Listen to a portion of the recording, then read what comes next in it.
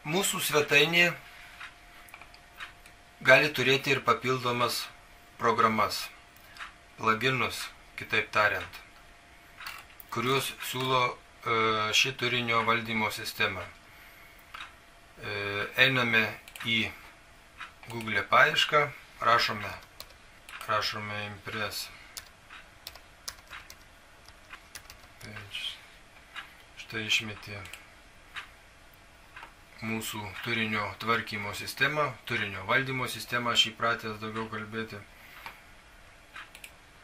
Man reikia pagrindinio puslapio. Mes einame į Market. Čia jūs galėsite pastudijuoti daugiau.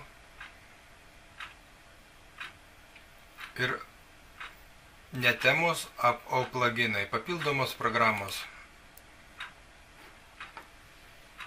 Štai mūsų papildomos programos, kurias papildomai galime instaliuoti į mūsų svetainę.